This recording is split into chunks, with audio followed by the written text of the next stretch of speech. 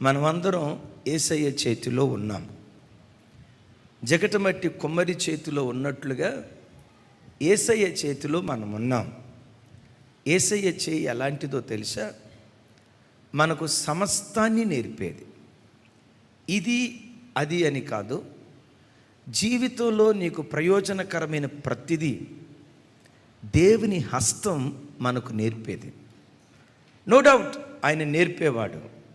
నేర్చుకునే మనసు నీకు ఉండాలి. కానీ ఒక తల్లి తన కుమార్తెకు బుద్ధి నేర్పినట్లుగా, ఒక తండ్రి తన పిల్లలకు మంచేదో చెడేదో సమస్తము నేర్పినట్లుగా నీవు ఆరాధించే నీ దేవుడు నీ బ్రతుకులో ప్రతిదీ మనకు నేర్పించే దేవుడై ఉన్నాడు. ఎక్కడుందయ్యా బైబిల్లో ఈ మాట? ఒక్కొక్కటి గుర్తుకు తెస్తా.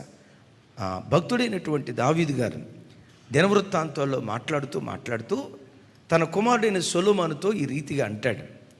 28వ అధ్యాయం దినవృత్తాంతాల మొదటి గ్రంథం 19వ వచనం.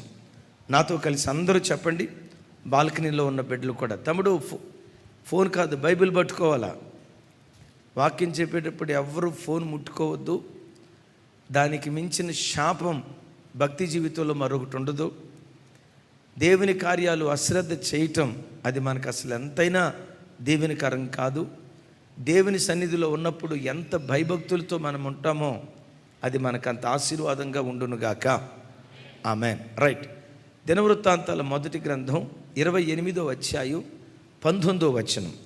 నాతో కలిసి మాట చెప్పండి. ఇవన్నీ అప్పగించి యెహోవా హస్తము నా మీదకు వచ్చి, యెహోవా హస్తము నా మీదకు వచ్చి ఈ మచ్చుల పని అంతయు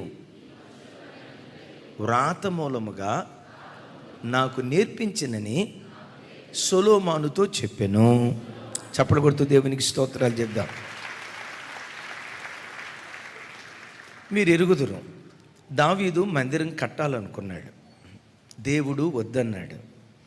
కాదు అని అనకుండా మందిరం తాను కట్టలేదు. కానీ మందిరానికి కావలసిన ప్రతి వస్తువును దావీదు సమకూర్చాడు.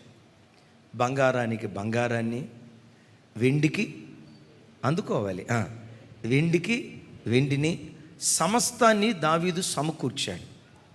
ఒట్టి ముద్ద బంగారాన్ని అంటే రా గోల్డ్ దాన్ని మాత్రమే సిద్ధపరచలేదు.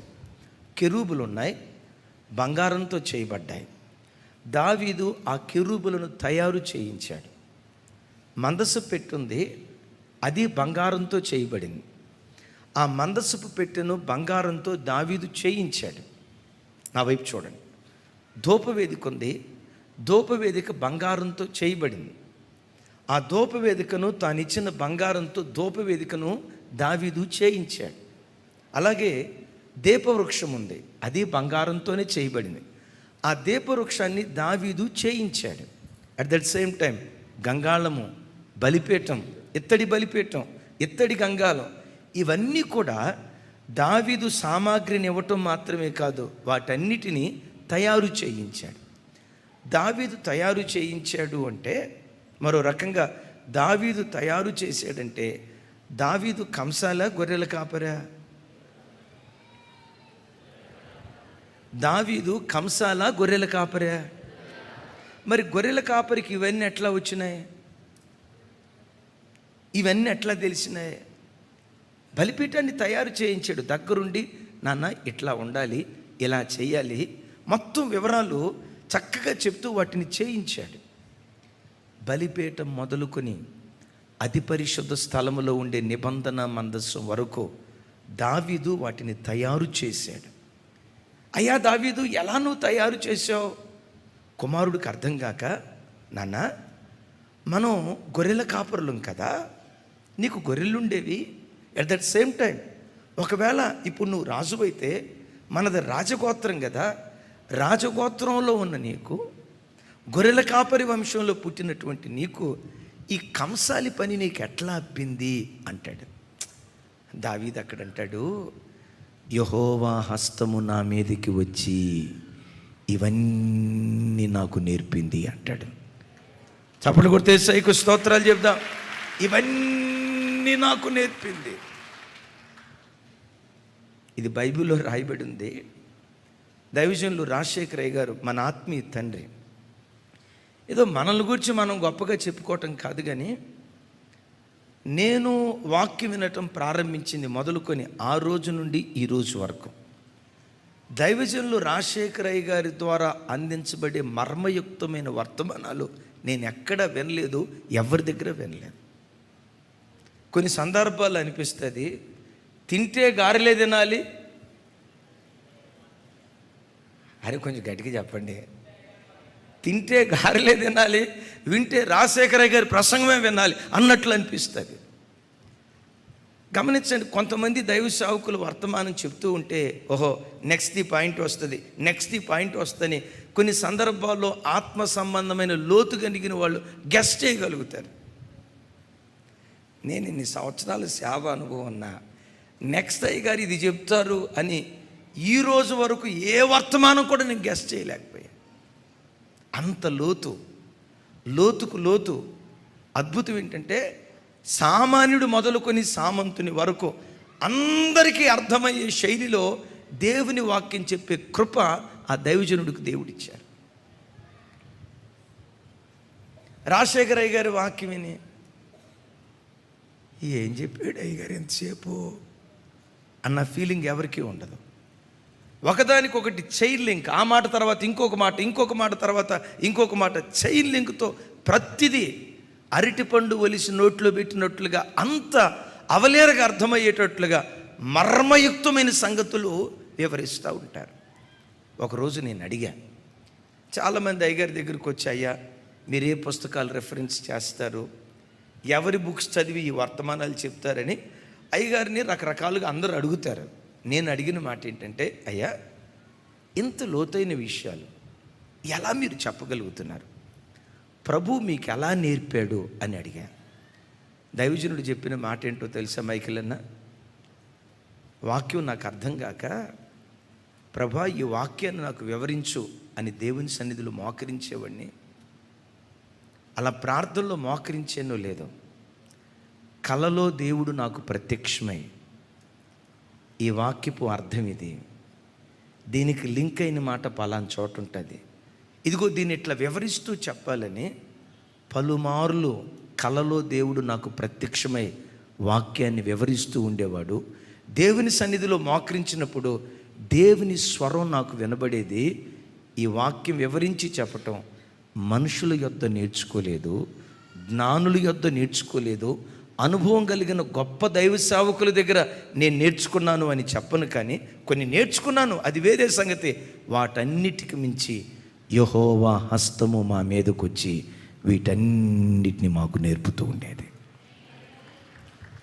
దేవుని బిడ్డ, నేర్చుకునే మనస్సు నీకు ఉండాలి, కానీ ఈ దేవుడు ప్రతిదీ మనకు నేర్పుతాడు. Praise the lord.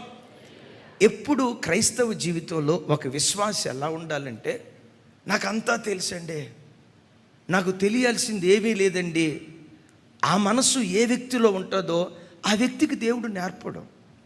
మందిరానికి వచ్చిన వ్యక్తి కానీ 20-30 సంవత్సరాల నుంచి సేవ చేసేటువంటి సేవకుడు కానీ దేవుని ఎదుట నిరంతర విద్యార్థిగా బ్రతకాలి. అరే గట్టిగా చెప్పండి. రవి పెద్దగా చెప్తాముడా, నీ ఎంఆర్ఎఫ్ టైర్ సౌండ్ రావాలా? రైట్, ఏమన్నాను? పెద్దగా చెప్పమన్నానా? దీనికి ముందు చెప్పిన మాట. క్రైస్తవుడు ఎప్పుడు కూడా, తల్లి వందనాలు, ఏ విద్యార్థిగా బ్రతకాలి? నువ్వు 70 సంవత్సరాల విశ్వాసివైనా, నువ్వు విక్టోరియా మహారాణివి కావచ్చు, ఇంగ్లాండ్ దేశానికి రాణివి కావచ్చు, ఎంత ఆత్మీయ అనుభవం ఉన్నా యేసయ్య పాదాల దగ్గర నిరంతర విద్యార్థిగా, దేవా నాకు నేర్పు, నేను నేర్చుకుంటా. ప్రభా నాకు నేర్పు, నేను మార్చుకుంటా నా బ్రతుకుని. నాకు నేర్పు, నేర్చుకుంటా. నేను నేర్చుకుంటూ నా బ్రతుకును మార్చుకుంటానయ్యని నేర్చుకునే మనసు ఎవనిలో ఉంటుందో వానికి ఎంతైనా ఏదైనా మరుగు చేయకుండా దేవుడు బయలుపరచడం ప్రారంభిస్తాడు. సంఘం ఎట్లా ఉండాలో ఒక విలువైన మాట చెప్తాను. పాత నిబంధన గ్రంథంలో ప్రత్యక్ష గుడారంలో కానీ సొలొమోను కట్టినటువంటి దేవాలయంలో కానీ సర్వలోకనాథుని నిబంధన మందసం జీవము కలిగిన దేవుని సంఘానికి గుర్తుగా ఉంది. మరొకసారి చెప్తాను. సర్వలోకనాథుని నిబంధన మందసం చెప్పండి, జీవము గల దేవుని, అందరూ చెప్పాలి తమ్ముడా. సర్వలోకనాథుని నిబంధన మందసం జీవము కలిగిన దేవుని సంఘానికి గుర్తుగా ఉంది. మందసం యొక్క కొలత బహు విచిత్రంగా ఆశ్చర్యకరంగా ఉంటాయి. దాని పొడవు 1.5 మూర, దాని వెడల్పు 1.5 మూర, దాని ఎత్తు 1.5 మూర. చెప్పండి చెప్పండి చెప్పండి.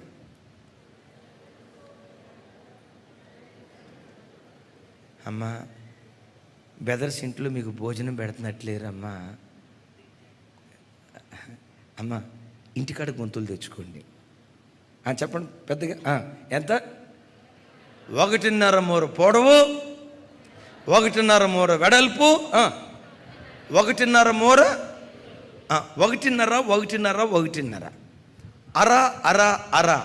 ఇది దేనికి గుర్తో తెలుసా? ఆధ్యాత్మికంగా నీకెంత తెలిసినా సంఘానికి ఎలాంటి మనసు ఉండాలంటే, నాకు తెలిసింది కొంతే, తెలియాల్సింది ఎంతో. విన్నారు ఈ మాట? జాకబ్ గారు, నాకు తెలిసింది కొంతే, నాకు తెలియాల్సింది. ఈ మనస్సు ఎవడిలో ఉంటుందో దేవుని షకీనా మహిమ ఆ సంఘం మీదకి, ఆ వ్యక్తి మీదకి దేవుడు కుమ్మరించడం ప్రారంభిస్తాడు. Praise the lord. ఇంకొక విచిత్రం తెలుసా? నిరంతర విద్యార్థిగా బ్రతుకుతూ ఉంటే ఒక అద్భుతం. ఆ మధ్య ఆర్టీఏ రిపోర్ట్. ఆర్టీఏ అంటే చెప్పండి చెప్పండి, చెప్పాలి గట్టిగా. రోడ్ ట్రాన్స్పోర్ట్ అథారిటీ, అంతేనా? ఆర్టీఏ వాళ్ళ దగ్గర నుంచి ఒక రిపోర్ట్ వచ్చింది. ఈ యాక్సిడెంట్ రిపోర్టు, ఏ బండ్లకి యాక్సిడెంట్ అయింది, ఏ బండ్లు యాక్సిడెంట్కి గురై ఇట్లా ప్రమాదాలు జరిగాయి, వీటి వివరాలు వచ్చినప్పుడు ఆ స్టాటిస్టిక్స్లో ఒక అద్భుతమైన మాట ఏముందో తెలుసా? ఎల్బోర్డు పెట్టుకున్న ఏ వెహికల్ ఇంతవరకు యాక్సిడెంట్ కాలేదంట. అమ్మా, అర్థం కాలేదా? ఏ బోర్డు పెట్టుకున్నది అంటే, ఎల్బోర్డు పెట్టుకున్నాడంటే డ్రైవింగ్ వచ్చినట్ట రానట్ట? ఇప్పుడు యాక్సిడెంట్ అయితే ఎవరి వలన కావాలి కదా? డ్రైవింగ్ రానోడి వలన యాక్సిడెంట్ కావాలి. కానీ విచిత్రం ఏంటంటే, ఈ వాహనాలు రోడ్డు మీద ప్రయాణం అవటం మొదలుకొని ఆ రోజు నుండి ఈ రోజు వరకు ఎప్పుడు ఎక్కడ ఎల్బోర్డు పెట్టుకున్నటువంటి వెహికల్ యాక్సిడెంట్ కాలేదంట. క్రైస్తవ జనమా, ఎల్బోర్డు పెట్టుకొని తిరుగు. నీ ఆత్మీయ జీవితానికి ఎప్పుడు ప్రమాదం కలగనేరదు. నేనెంత భక్తున్నో తెలుసా అని అన్నావంటే నీ కాళ్ళ కిందే పాతాళం ఉన్నట్టు లెక్క. నా భక్తి ఎంతో తెలుసా, వాక్యాన్ని కూర్చున్న నాకున్న చెప్పాలి. అరే పెద్దగా చెప్పండి. వాక్యాన్ని గురించి నాకున్న పరిజ్ఞానం ఎంతో తెలుసా అని నువ్వు ఎప్పుడైనా పొంగిపోతా ఉన్నావంటే ఎక్కడో కాదు, నీ కాళ్ళ కిందే, నీ చేతులారా నీ సమాధిని నువ్వు తవ్వుకున్న వాడివి అయిపోతావు. అందుకని పెట్టారా, క్రైస్తవుడు ఎప్పుడు యేసునామం పేరిట నిరంతర విద్యార్థులుగా బ్రతుకుదుముగాక. చెప్దాం ఆమేన్. ఎప్పుడు నిరంతర విద్యార్థులుగా ఆయన పాదముల యొద్ద మనం నేర్చుకుంటూ ఉంటే నీవు ఆరాధించే నీ దేవుడు సమస్తము నీకు నేర్పే దేవుడు. ఏమి నేర్పుతాడు? 4 విషయాలు. నా ప్రార్థన, దావీదు మీదకి దిగి వచ్చిన దేవుని హస్తం, ఆ హస్తం దావీదు మీదకి దిగి వచ్చి సమస్తము నేర్పినట్లుగా దావీదు మీదకి దిగి వచ్చిన ఆ హస్తం యేసు నామం పేరిట ఈ మధ్యాహ్నం ఒక్కొక్క బిడ్డ మీదకు దిగివచ్చును గాక. దేవుని హస్తం ఒక్కొక్క బిడ్డ మీదకు దిగివచ్చును గాక. దిగి వచ్చిన ఆ హస్తం ప్రతిదీ యేసు నామములో నీకు నేర్పించును గాక. గోడమైన ప్రతి సంగతి ఆ హస్తం నీకు వివరించును గాక. ఆ హస్తం మన మీదకి వస్తే, నా చేతిలో మీరున్నారు ప్రభు వాగ్దానం చేశారు కదా, ఆ హస్తం మనకేమి నేర్పుతుంది? హోషేయ గ్రంథం 1వ మాట చూడండి, 11వ అధ్యాయం 3వ వచనం. నాతో కలిసి చెప్పండి. ఎఫ్రాయిమును చెయ్యి పట్టుకొని వానికి నడక నేర్పిన వాడను నేనే. నాతో కలిసి చెప్పండి. పై వచనాలు కలుపుకొని నేను చెప్తాను. నా వైపు చూస్తూ ఈ మాట చెప్పండి. ఎఫ్రాయిము బాలుడై ఉండగా చేయి పట్టుకొని వానికి నడక నేర్పిన వాడును నేనే. Praise the lord. దీని గురించి ఎక్కువ వివరణ నేను ఇవ్వను, ఎందుకంటే రేపు ఉదయం 5 గంటలకు అప్లోడ్ చేసే షార్ట్ మెసేజ్లో మన ప్రవర్తన దేవునిలో స్థిరంగా ఉండాలంటే ఎలా స్థిరంగా ఉంటుంది, రేపు ఉదయం దీని మీదే కొంచెం లోతుగా వాక్యం చెప్తాం జరుగుతుంది. కనుక కొంచెం జస్ట్ అట్లా ఈ మొదటి పాయింట్ మీకు టచ్ చేస్తాను. ఇక్కడ దేవుడు ఏమంటాడంటే, ఎఫ్రాయిము బాలుడై ఉండగా నేను వాని చేతిని పట్టుకొని వానికి నడక నేర్పా. నడక అంటే ఈ నడక కాదు. ఈ నడక నేర్పటానికి తల్లి ఉంటుంది, ఈ నడక నేర్పటానికి తండ్రి ఉంటాడు. ఇక్కడ నడక దేని గుర్తో తెలుసా? ప్రవర్తనకు గుర్తు. నేను ప్రకటించే నా దేవుడు నీ బ్రతుకులో సత్ప్రవర్తన నేర్పేటువంటి దేవుడు, మంచి ప్రవర్తన నేర్పేటువంటి దేవుడు. హల్లెలూయా. ఎఫ్రాయిము బాలుడై ఉండగా వానికి నేను ఏమి నేర్పానంటాడు? నడక నేర్పితిని అంటంతో నాకు ఒక మాట గుర్తొచ్చింది. చాలా సంవత్సరాల క్రితం నేను హైటెక్ సిటీ గుండా వెళ్తున్నప్పుడు, జూబిలీ హిల్సో బంజారా హిల్సో, అక్కడ పెద్ద తాటికాయ అక్షరాలతో రాసింది. ఏమని రాసిందో తెలుసా? నడక నేర్పబడును అని రాసింది. నాకు అది చదివిన తర్వాత కాస్త విచిత్రం అనిపించి, టైపు నేర్పబడును ఇది విన్నాం, కంప్యూటర్ నేర్పబడును ఇది విన్నాం, స్పోకెన్ ఇంగ్లీష్ నేర్పబడును ఇది విన్నాం, నడక నేర్పబడును ఏంటిరా అని నాకు డౌట్ వచ్చి ఆగి, అంటే పాపం కొంతమంది పోలియో వచ్చి అనారోగ్యంతో ఉంటారు చూసారా, అలాంటి వాళ్లకు నడక నేర్పుతారేమోనని అడిగా. ఏం పాస్టర్ గారు అంటే, వాళ్ళకి నడక నేర్పుతారా అంటే, ఆయన పక్క నవ్వి, అయ్యగారు మీరు ఇంకా ఎర్ర బస్సులు ఎక్కిన మాటలు మాట్లాడితే ఎట్లా అన్నాడు. నేనన్నా ఎర్ర బస్సులు కాదయ్యా, నల్ల బస్సులు కూడా అంటాడు. ఇంకా ఎర్ర బస్సులు ఎక్కిన మాట మాట్లాడితే ఎట్లా అన్నాడు. సరే నల్ల బస్సులు వివరం ఏంటో చెప్పు, హైటెక్ సిటీ బస్సు వివరం ఏంటో చెప్పంటే, నడక నేర్పబడును అంటే చూడండి, ఆడపిల్లలు వయ్యారంగా ఎట్లా నడవాలి అది నేర్పుతారంట. దానికి ఒక ఇన్స్టిట్యూషన్ మరలా క్యాట్ వాక్ అంటారు కదా, క్యాట్ వాక్. మీరు ఎప్పుడైనా చూడండి పిల్లిని, దాని నడకే మహావయ్యారం, ఇట్లా నడవటం నేర్పుతారంట. నా ప్రభు బిడ్డలారా, ఈ పనికిమాలిన నడక కాదు ప్రభు దగ్గర మనం నేర్చుకోవాల్సింది. ఎలాంటి నడక కోసం కొంతమంది యవ్వన బిడ్డలు కూడా యవ్వన వయసుకు వచ్చిన తర్వాత ఒక తల్లి చెప్తుంది, అద్దం ముందు నిలబడిద్దంట,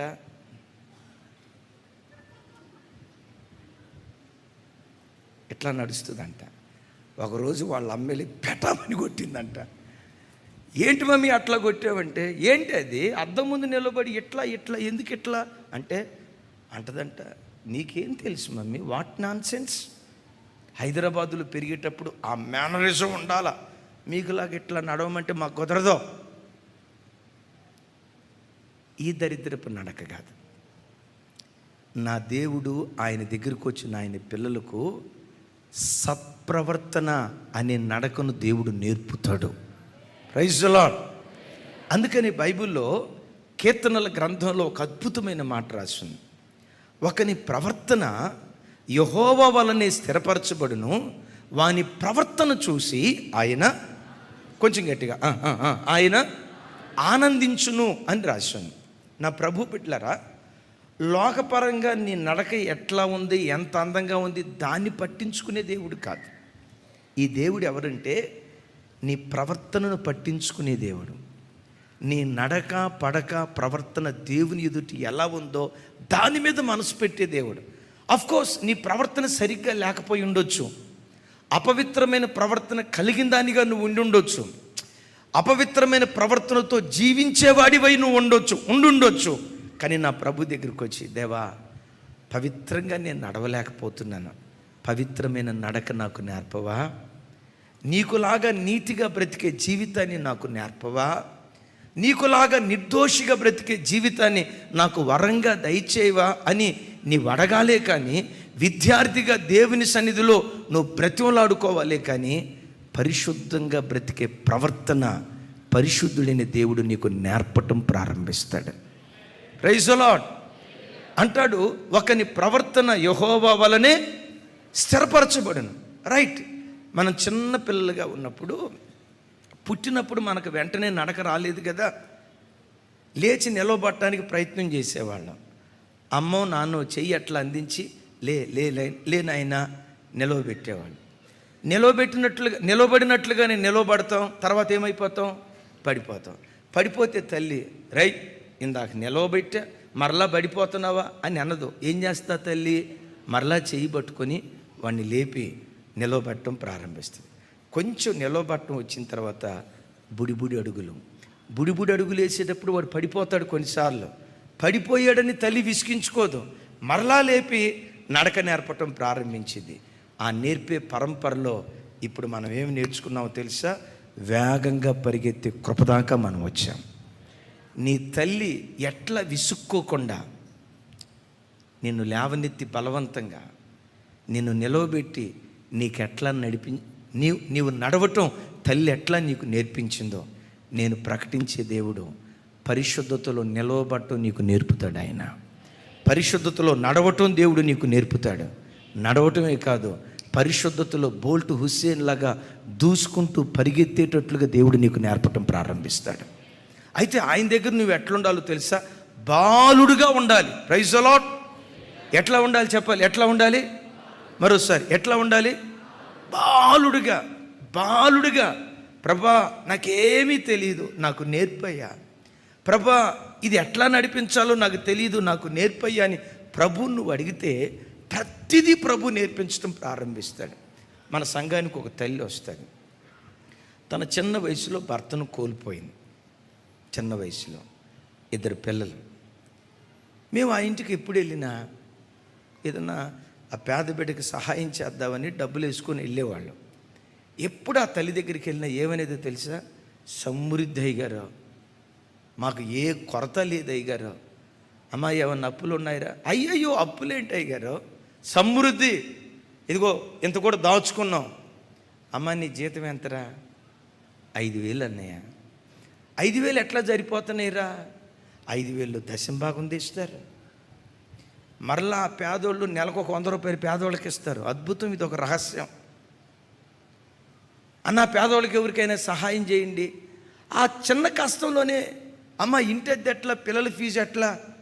ఆ బిడ్డ చెప్పిన మాట ఏంటో తెలుసా? 5,000 రూపాయల్లో పైసా అప్పు లేకుండా మేము బ్రతుకుతున్నాం. ఇది ఎట్లా సాధ్యం? ఆ బిడ్డ చెప్పిన మాట ఏంటో తెలుసా? ఈ చిన్న కష్టార్జితంతో ఒబ్బిడిగా బ్రతకటం దేవుడు మాకు నేర్పాడు. పొదుపుగా బ్రతకటం మాకు నేర్పాడు. ఎక్కడ ఆర్భాటాలకు పోకుండా పులిని చూసి కొంచెం గట్టిగా, ఎవరినో చూసి ఆ అక్క కాస్ట్లీ చీర కట్టింది, ఆ అక్క కట్టింది 15,000 అయితే నేను కట్టమ్మా వద్దని దేవుడు, నేను 20,000 కడతా అని ఎవరినో చూసి ఎచ్చులు పోయి బడాయిలకు పోయి అప్పులు పాలైపోయి జీవితాన్ని నాశనం చేసుకోలేదన్నా. మా దేవుడు ఈ కొద్ది కష్టార్జితంలో ఎలా జ్ఞానయుక్తంగా ఖర్చు పెట్టుకుంటూ బ్రతకాలో దేవుడు మాకు నేర్పాడు. నేర్చుకునే మనస్సు నీకు ఉండాలి. కానీ నా దేవుడు ఎవరో తెలుసా? ఒక రబ్బూనిలాగా ప్రతిదీ నీకు నేర్పించడం ప్రారంభిస్తాడు. చప్పట్లు కొడుతూ ప్రభు వారికి స్తోత్రాలు చెప్తాడు. ఎఫ్రాయిము బాలుడై ఉండగా నేను అతనికి ఏమి నేర్పాడట? నడక అంటే ఈ శరీర సంబంధమైన నడక కాదు, ఒక మంచి ప్రవర్తన మీకు నేర్పుతాడు. అంటాడు అపోస్తులైన పౌలు గారు దెసలోనియ సంఘానికి కొత్తను రాస్తూ, దెసలోనియ సంఘమా, పరిశుద్ధతలో మీరు వర్ధిల్లుతున్నారు, ప్రేమలో మీరు వర్ధిల్లుతున్నారు. పరిశుద్ధతతో కూడుకున్న ఈ ప్రవర్తన, ప్రేమతో కూడుకున్న ఈ ప్రవర్తన ప్రభు వలన మీరు నేర్చుకున్నారు అంటాడు. చూడండి ఆ మాటలన్నీ చదివించడానికి సమయం లేదు. కానీ దెసలోనికీయులకు రాసిన మొదటి పత్రిక 4వ అధ్యాయం 9వ వచనం నాతో కలిసి మాట చెప్పండి. సహోదర ప్రేమను గూర్చి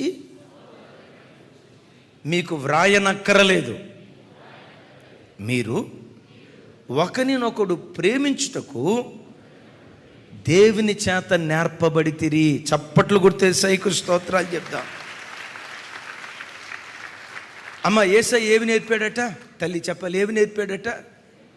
ఒకరినొకడు ప్రేమించటం ప్రభు వలన ప్రభు మీకు నేర్పాడు. బిడ్డలారా, నా వైపు చూడండి. నీ దేవుని పాదాల దగ్గర కూర్చుంటే నీ భర్తను ఎట్లా ప్రేమించాలో అది దేవుడు నేర్పుతాడు. నీ భార్యను ఎట్లా ప్రేమించాలో నా దేవుడు నేర్పుతాడు. నవమాసాలు మోసి కని పెంచి పెద్ద చేసిన తల్లిదండ్రులు ఉన్నారే, ఆ తల్లిని ఎట్లా ప్రేమించాలో, ఆ తల్లిని ఎట్లా సన్మానించాలో, ఆ తండ్రి పట్ల ఎట్లా ప్రేమను పంచాలో, తల్లిదండ్రులను ప్రేమించటం నా దేవుడు నీకు నేర్పుతాడు. వృద్ధాప్యంలో ఉన్న అత్తామామలను ఎలా ప్రేమించాలో నా దేవుడు నేర్పుతాడు. కొంతమంది విశ్వాసులు ఉంటారు, ప్రార్థన చేయమంటే దీర్ఘ ప్రార్థనలు చేస్తారు. మందిరానికి వచ్చారా, కడవడు కన్నీళ్లు గారుస్తారు. ఎంత? కడవడు కూడా దాటిది కొన్నిసార్లు. కడవడు కన్నీళ్లు గారుస్తారు. ఇంటికి వెళ్ళి ప్రార్థన ముగించి ఇంటికి వెళ్ళిన తర్వాత మంచమైన అత్త పండుకొని, కోడలా ఒక గ్లాసు మంచినీళ్ళు అమ్మ, ఒక గ్లాసు మంచినీళ్ళు అమ్మ అంటే అర్ధ గంట తర్వాత గ్లాసుడు మంచినీళ్ళు. ఆ గ్లాసుడు మంచినీళ్ళు ఇచ్చేటప్పుడు కూడా టేబుల్ మీద పెట్టేటప్పుడు ఎట్ట పెడతారు చెప్పండి? మా తల్లే ఎక్స్పీరియన్సు. ఎట్లా పెడతారు? పెట్టామని, ఆ టేబుల్ మీద పెట్టామని పెడతారు. మనసులో అనుకుంటుంది, మన కరోనా టైంలో ముసలోళ్ళు అందరూ రాలిపోయారు, ఈ ముసళ్ళ రాలడే, ఇది మొండిపిండం గట్టి. నేను అంట, మందిరంలో కడవడు కన్నీళ్ళు గార్చావే, అత్త దాహం అంటే గ్లాసుడు మంచినీళ్ళు నీ వీలేదే. నేనంట, కడవడు కన్నీళ్లు గార్చిన నీ బ్రతుకులో అత్తకు గ్లాసుడు మంచినీళ్ళు ఇవ్వకపోతే నీవు చేసిన ప్రార్థన దేవుడు వింటాడా? నా ప్రభు బిడ్డలారా, నా వైపు చూడండి. నువ్వు ప్రభు పాదాల దగ్గర కూర్చుంటే నీలో ఉన్న ద్వేషపు మనస్సును కత్తిరిస్తాడు, నీలో ఉన్న కోపాన్ని కత్తిరిస్తాడు, నీలో ఉన్న దుడుకుతనాన్ని కత్తిరిస్తాడు, నీలో ఉన్న ఓర్పు లేని స్వభావాన్ని కత్తిరిస్తాడు, నీలో ఉన్న మానవ ఆవేశాన్ని కత్తిరిస్తాడు. కత్తిరించి కత్తిరించి కత్తిరించి చివరికి నేను ఎలా మారుస్తాడో తెలుసా? దేవుడు ప్రేమ అయి ఉన్నట్టు నిన్ను ఒక ప్రేమ కలిగిన వాడిగా దేవుడు మార్చడం ప్రారంభిస్తాడు. కొంచెం గట్టిగా చప్పట్లు కొట్టి యేసయ్య కృష్ణ. నేను చాలాసార్లు చెప్పాను, క్రీస్తు నా జీవితంలో అడుగు పెట్టక మునుపు నేను ఒక అనాగరికుణ్ణి. తల్లి విలువ నాకు తెలిసేది కాదు, తండ్రి విలువ నాకు తెలిసేది కాదు, నా తోబుట్టుల విలువ అంటే అంతగా ఇంకా పరిపక్వతకు రాలా. ఎప్పుడైతే యేసుక్రీస్తు వారు నా జీవితంలో అడుగుపెట్టారో, యేసయ్య నా హృదయంలో ఎప్పుడైతే ప్రవేశించారో, నా ప్రభు నాకు నేర్పింది ప్రేమ. 25వ ఏట నేను సేవకొచ్చే ఆ రోజు వరకు, మీరు నమ్ముతారో లేదో నాకు తెలియదు, ఒకవేళ నేను ఆడేది అబద్ధం అయితే కొంతమంది నా బాల్య దినాలు ఎరిగిన వాళ్ళు ఈ వాక్యం వింటున్నారు, వాళ్ళందరికీ తెలుసు. నా 25వ ఏట సేవకొచ్చే వరకు సమ్మర్ హాలిడేస్ కానీ దసరా ఎప్పుడైనా హాలిడేస్కి మా ఇంటికి వెళ్తే నేను పండుకునేది ఎక్కడో తెలుసా? మా అమ్మ నాన్నల మధ్యలో. నాన్న ఎక్కడ పండుకునేవాడు, అమ్మ ఎక్కడ పండుకునేది, వాళ్ళ మధ్యలో. ఆ సెలవులు ముగించుకొని 2 రోజులు 3 రోజులు సెలవులు ముగించుకొని తిరిగి ఇంటికి వచ్చేటప్పుడు, హైదరాబాద్ వచ్చేటప్పుడు ఎట్లా వచ్చేవాడినో తెలుసా? అత్తారింటికి అమ్మాయి వెళ్ళేటప్పుడు అమ్మా నాన్న చూసి ఎట్ట ఏడుస్తుందో వాళ్ళని చూసి వాళ్ళ మీద పడి ఏడుస్తూ ఉంటే వాళ్ళు నా మీద పడి ఏడ్చి, ఇక చూడండి మెయిన్ రోడ్డు ఆటో ఎక్కేదాకా శవాన్ని అంటబెట్టుకొని ఏడుస్తున్నట్లుగా వాళ్ళు ఏడ్చేవాళ్ళు, నేను ఏడ్చేవాడిని. ఇక ఆటో ఎక్కేవాడిని, హైదరాబాద్ వచ్చేదాకా మొత్తం ట్రాన్స్లోనే ఉండేవాడిని. మైండ్ సెట్ అవటానికి 2-3 రోజులు పట్టేది. ఆ తర్వాత నా తమ్ముళ్ళు ఒకళ్ళిద్దరూ నాతో పాటు హైదరాబాద్ చిక్కడపల్లిలో ఉండేవాళ్ళు. రమేష్ అని ఒక తమ్ముడు కోకోకోలా కంపెనీలో మెకానిక్గా పనిచేస్తాడు. ఆ తమ్ముడికి పనిచేసేటప్పుడు చిన్న ఈ స్పానర్ వచ్చి స్పీడ్గా తగలటాన్ని బట్టి ఈ వేలు కొంచెం ఎముక విరిగిపోయి చిట్లిందట. నేను అప్పుడే డ్యూటీ నుంచి వచ్చాను. ఎవరో వచ్చి చెప్పారు, ఇట్లా తమ్ముడికి రమేష్కి చెయ్యి ఇట్లా దెబ్బతింది, ఈఎస్ఐ హాస్పిటల్లో ఉన్నాడు అని చెప్పారు. మీరు నమ్ముతారా? ఆ మాట వింటంతో అక్కడే కుప్పలాగా కూలిపోయి నా తమ్ముడు కోసం ఏడవటం ప్రారంభించాను. ఏం కాలేదు తమ్ముడు, ఏదో వేలికి చిన్న దెబ్బ తగిలిందట, అసలు నీకు చెప్పకుండా ఉంటే పోయేది, చెప్పకూడదు అనుకున్నాం కానీ ఏం కాదు చిన్న దెబ్బ అంటే. ఎక్కడున్నాడు? ఇదిగో సనత్ నగర్లో ఈఎస్ఐ హాస్పిటల్లో ఉన్నాడు అన్నారు. మీరు నమ్ముతారా? ఆర్టీసీ క్రాస్ రోడ్ దగ్గర నుండి ఈఎస్ఐ హాస్పిటల్కి వెళ్ళేదాకా నా తమ్ముడికి ఏమైందో, నా తమ్ముడికి ఏమైందో, నా తమ్ముడికి ఏమైందో. ఈఎస్ఐ హాస్పిటల్కి వెళ్ళేదాకా ఏడ్చుకుంటానే ఉన్నా. నా పక్కన కూర్చున్న ఆయన ఒక ఆయన అన్నాడు, ఏంటి బ్రదర్, ఇంట్లో ఎవరైనా చనిపోయారా అన్నాడు. మరి నువ్వు లేనిపోయిన మాట మాట్లాడొద్దురా, అందరూ బాగానే ఉన్నారు, మరి ఎందుకు ఏడుస్తున్నాం? లేదులే మా తమ్ముడికి బాగాలేదట, ఈఎస్ఐ హాస్పిటల్కి వెళ్ళా. ఈఎస్ఐ హాస్పిటల్కి వెళ్ళిన తర్వాత మా తమ్ముడు ఆ చేతికి కట్టు కట్టించుకొని జస్ట్ ఇక్కడే ఇట్లా బయటకు వస్తున్నాడు. నన్ను చూసి నవ్వుతూ ఉన్నాడు, అన్నయ్య బాగున్నావా అని. వాడిని చూసి నేను ఏడుస్తున్నా. నాకేమైంది అన్నయ్య, నేను బాగానే ఉన్నాను కదా అన్నాడు. అసలు వాడిని చూసి వాడిని గుండెల మీద పెట్టుకొని, నా ప్రభు బిడ్డలారా, ఈ అనాగరికుడికి ప్రేమ నేర్పింది యేసుక్రీస్తు కలువరి ప్రేమ. సాటి మనిషిని ఎలా ప్రేమించటమో నా ప్రభు నేర్పాడు. తోబుట్టుని ఎట్లా ప్రేమించాలో నా ప్రభు నేర్పాడు. ఆ తర్వాత ఇంకో చిన్న తమ్ముడు ఉండేవాడు, సురేష్ అని. నేనే ఏమంటారు, హయత్ నగర్, హిమాయత్ నగర్, అది ఆర్టీసీ క్రాస్ రోడ్ పక్కనమ్మా, హిమాయత్ నగర్ కదా. హిమాయత్ నగర్లో టెట్రా కాలేజ్ ఏదో ఉంది, కరెక్ట్గా పదం నాకు, టెట్రా కాలేజ్, జూనియర్ కాలేజ్. నేనే ఇంటర్మీడియట్ జాయిన్ చేయించి ఫీజు అంతా నేనే కట్టి నేనే చదివించాను మా తమ్ముడిని. ఒకరోజు నైట్ డ్యూటీ చేసి ఇంటికి వచ్చాను, రూమ్కి వచ్చాను. వచ్చేటప్పటికి బాగా జ్వరంతో ఉన్నాడని తెలిసింది. అట్లా పట్టుకుంటే ఒళ్ళు కాలిపోతుంది. అప్పటికి భక్తులు మంచి మంచి స్థితిలో ఉండటానికి ప్రభు కృప చూపించాడు. వాడిని చూసి ఇక అట్లాగే చేయి పట్టుకొని అట్లాగే మోకరించి ఏడుస్తా ప్రార్థన చేస్తున్నాను. అట్లా ఏడుస్తుంటుండగా నా కళ్ళల్లో నుంచి కన్నీటి చుక్కలు వాడి మీద పడి, నిద్రలో ఉన్న బిడ్డ తుల్లిపడి లేచాడు. చూసి ఏంటన్నా ఏడుస్తున్నావు అన్నాడు. ఏం లేదు చిన్న, నీ కొరకు ప్రార్థన చేస్తున్నాను రా, నీ జ్వరం తగ్గాలని. అన్న జ్వరం కోసం ఎందుకన్నా ఇట్లా ఏడుస్తావు, ఏముంది ఇందులో, తగ్గిపోద్ది కదా. అది కాదురా, కాదురా, నాకు ఆ ప్రేమ నేర్పింది నేను ఆరాధించే నా ప్రభు అయిన యేసుక్రీస్తు వారు.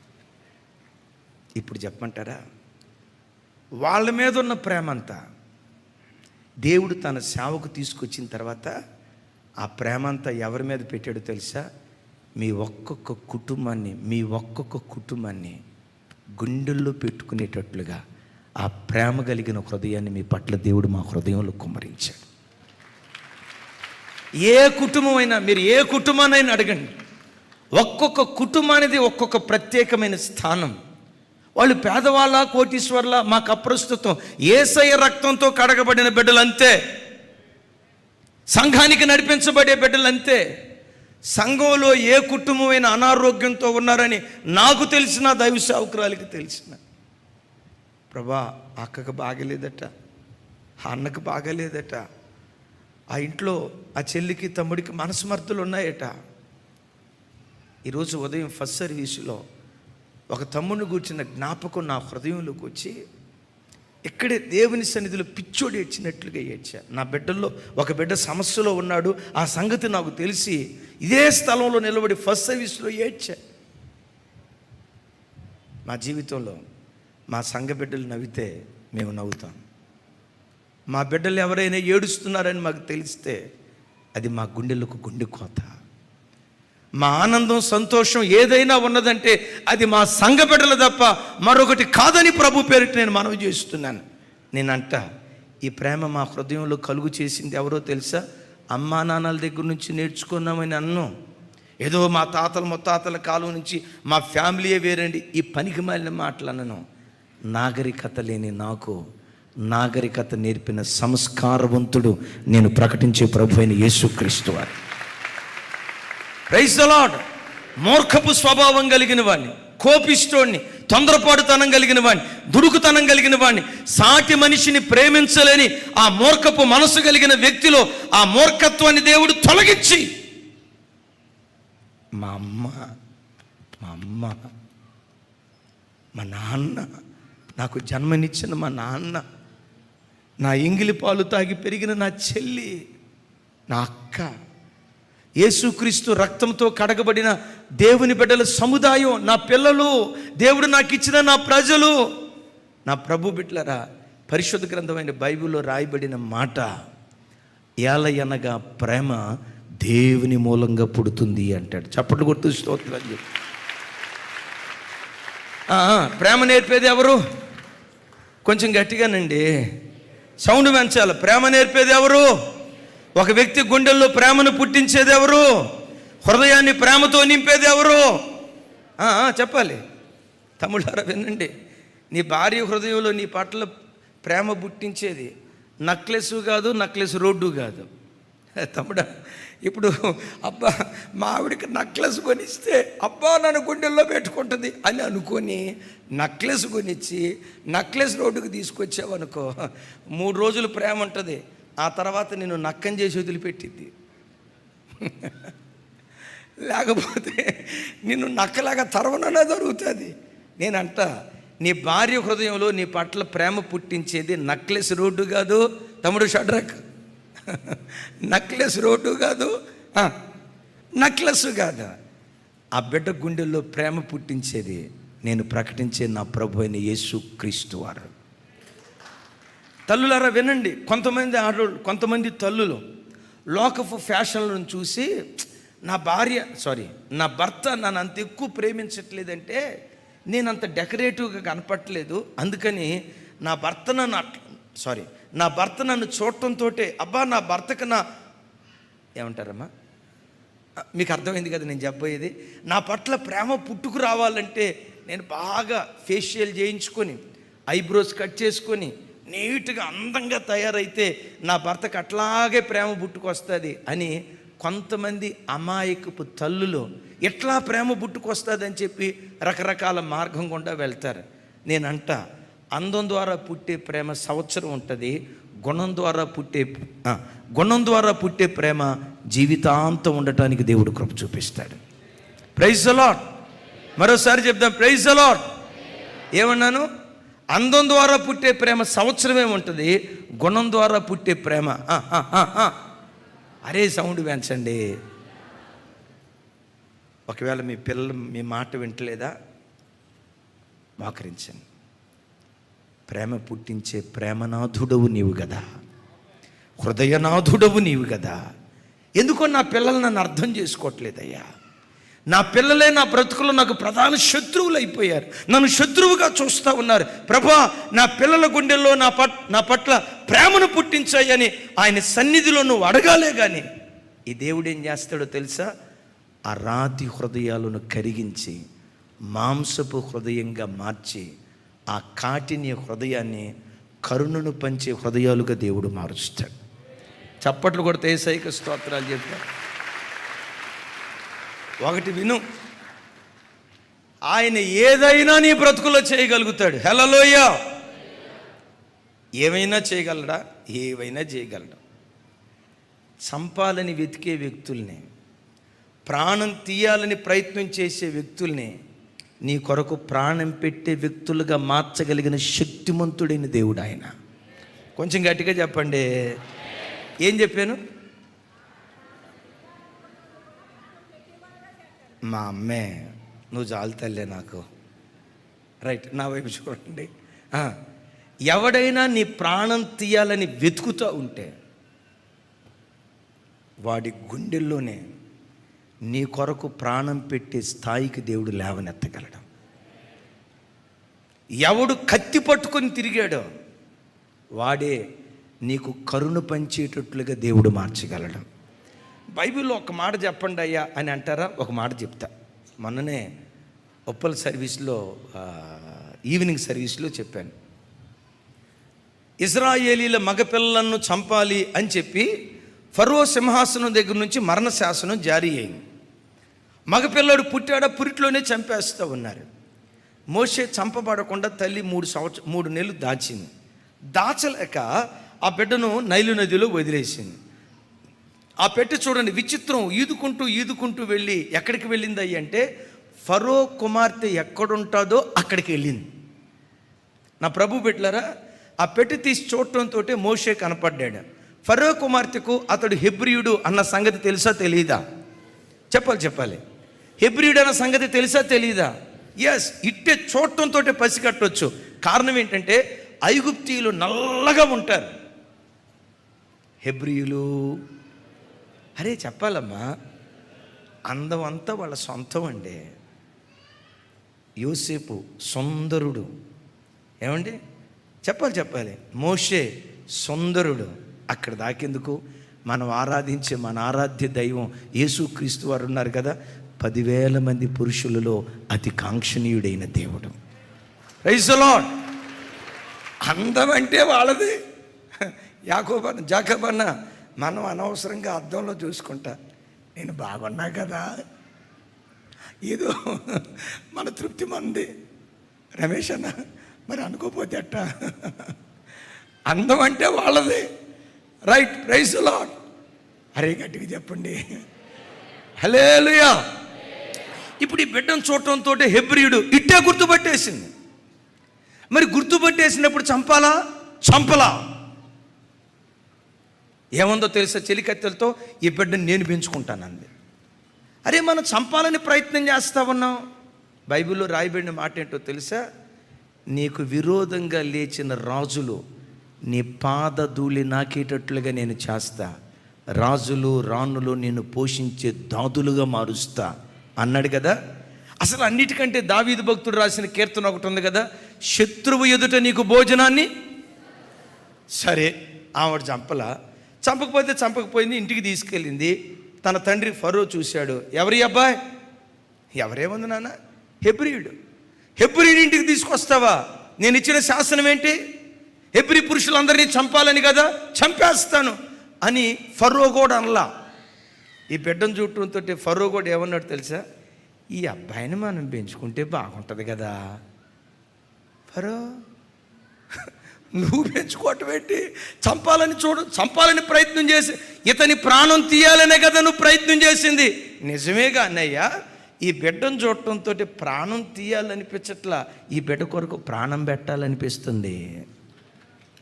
కాటిని హృదయాలలో కరుణను కుమ్మరించగలిగిన వాడు నేను ప్రకటించే ప్రభు అయిన యేసుక్రీస్తు వారు. ఆయన హస్తం నీ మీదకి దిగొస్తే, ఏ హస్తం,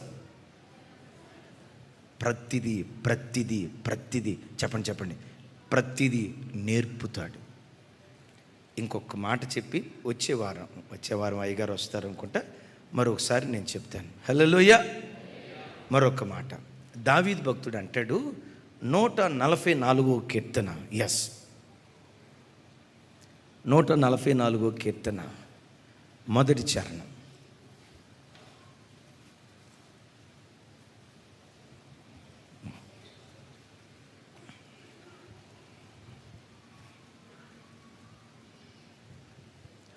నూట 44వ కీర్తన మొదటి చరణం. నాతో కలిసి కొంచెం అందరూ చెప్పడానికి ప్రయత్నం చేయండి.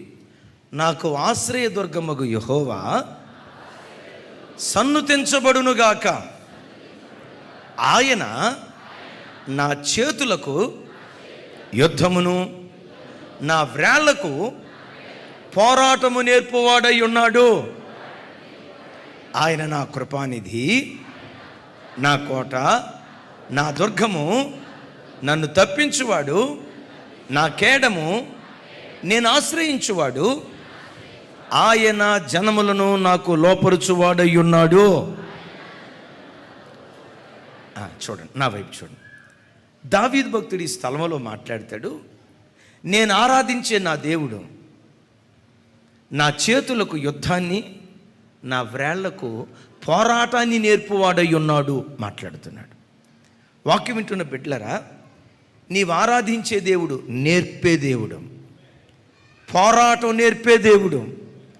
జీవితంలో ఎదురైన యుద్ధాలను చూసి నువ్వు పారిపోకుండా జీవితంలో ఎదురయ్యే ఉపద్రవాలను చూసి నువ్వు కలవరపడిపోకుండా, జీవితంలో ఎదురయ్యే కష్టాలను చూసి అయ్యో కష్టాలన్నీ నాకే వస్తూ ఉన్నాయి, ఈ కష్టాలు అనుభవించే కంటే నేను చచ్చిపోతే మేలని పిరికి పందలాగా ఆత్మహత్య వైపు వెళ్లకుండా, యుద్ధాల మధ్యలో ఎలా పోరాడాలో పోరాట పటిమ నేర్పే దేవుడు నేను ప్రకటించే యేసుక్రీస్తు వారు. పోరాటం నేర్పుతాడు, యుద్ధం చేయటం నేర్పుతాడు. చప్పట్లు కొడుతూ స్తోత్రాలు చెప్దాం. ఏమి నేర్పుతాడంట? పోరాటం నేర్పుతాడు. అట్ దట్ సేమ్ టైం ఎట్లా జ్ఞానయుక్తంగా యుద్ధం చేయాలో యుద్ధం నేర్పుతాడు, పోరాటం నేర్పుతాడు. మీరు అనొచ్చు, అన్నయ్య ఇది రాజుల కాలానికైతే బాగుంటుంది కానీ మనకేం యుద్ధాలు లేవు కదా అన్నయ్య, మనకేం యుద్ధాలు ఉన్నాయి, మనకేం శత్రువులు వస్తున్నారు, మనం యుద్ధం నేర్చుకొని దేవుడు నేర్పితే ఉపయోగం ఏముంది అని అంటారా? ఏమండి, ఆ రాజులకి సంవత్సరానికి ఒకసారి యుద్ధం, వింటారా? 2-3 సంవత్సరాలకు ఒకసారి యుద్ధం. కొంతమంది రాజులు జీవితంలో యుద్ధం చేయకుండా దిగిపోయిన వాళ్ళు కూడా ఉన్నారు. కానీ మానవ జీవితం ఎలాంటిదో తెలుసా? ప్రతి దినం ఒక యుద్ధ దినం లాంటిదే. అందుకని యోబు గ్రంథకర్త మాట్లాడతాడు కదా, నరుల కాలము భూమి మీద అమ్మ చెప్పాలి తల్లి, నరుల కాలము భూమి మీద యుద్ధ కాలము వంటి కాలము కాదా? వింటారా?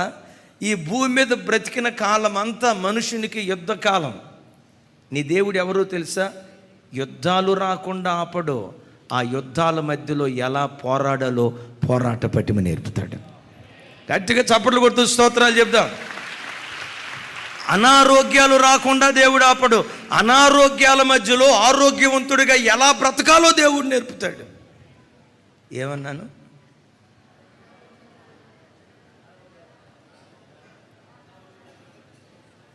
కరెక్టేనా? ఏమ్మా పొడపాడు కరెక్టేనా? అనారోగ్యాల మధ్యలో ఆరోగ్యంగా ఎలా బ్రతకాలో నేర్పుతారు. కొంతమంది చూడండి, అన్నయ్య ఒంట్లో అసలు బాగాలేదు అన్నయ్య, షుగర్ వచ్చిందంట అన్నయ్య అని ఊగిసలాడుతూ చెప్తారు. ఎంత ఉందమ్మా షుగరు? ఫాస్టింగ్ అప్పుడు 100 ఉంది అన్నయ్య, తిన్న తర్వాత 160 ఉంది అన్నయ్య. ఫాస్టింగ్ అప్పుడు 100, తిన్న తర్వాత ఒక 20 కదమ్మా ఉంది అంటే అసలు బాగాలేదు అన్నయ్య. నిన్ననే ఒక చెల్లి వైజాగ్ నుంచి వచ్చింది. ఏమందో తెలుసా? అన్నయ్య నాకు రోజు షుగరు 250 ఉంటుంది. ఏ రోజు పడక మీద పండుకున్నది నాకు తెలియదు అన్నయ్య. లేడి పిల్లల్లాగా చెంగుమని ఎగురుతూ ఉంటాను అన్నయ్య. ఇది ఎట్లా సాధ్యం? ఆ బిడ్డ అన్న మాట ఏంటో తెలుసా? నేనెప్పుడు బలహీనురాలను అప్పుడే బలవంతురాలిని. ఎందుకో తెలుసా? నా బలహీన సమయంలో దేవుని కృప నన్ను ఆవరిస్తూ ఉంది. గట్టిగా హల్లెలూయా. యుద్ధాలు రాకుండా దేవుడు ఆపడు. మానవ జీవితంలో యుద్ధం అనేది సహజమే, సమస్యలు అనేవి సహజమే. అగ్నిలో పడకుండా దేవుడు ఆపడు. అగ్ని మంటల్లో కూడా హాయిగా ఎలా నడవాలో అది నా దేవుడు నీకు నేర్పుతాడు. అబ్బా గట్టిగా ఏమన్నాను? అగ్ని మంటల్లో పడకుండా దేవుడు ఆపడు. చుట్టూతో అగ్నే, అనారోగ్యం ఒక అగ్ని, ఆర్థిక సమస్యలు ఒక అగ్ని, పిల్లలు ఒక అగ్ని, భర్త ఒక అగ్ని. అమ్మ మనమేం తక్కువ చెప్పండి? భార్య ఒక అగ్ని, గమనించండి, ఉద్యోగం ఒక అగ్ని, వ్యాపారం ఒక అగ్ని. అగ్ని మంటలు రాకుండా దేవుడు ఆపడు. కానీ అగ్ని మంటల్లో ఎలా హాయిగా నడవాలో అది దేవుడు నేర్పుతాడు. అద్భుతం తెలుసా? అగ్ని మంటల్లో హాయిగా నడవటం నేర్పి నా దేవుడే అగ్ని మంటల్లో నుంచి ఆయనే బయటికి తప్పించడం ప్రారంభిస్తాడు. గట్టిగా హల్లెలూయా.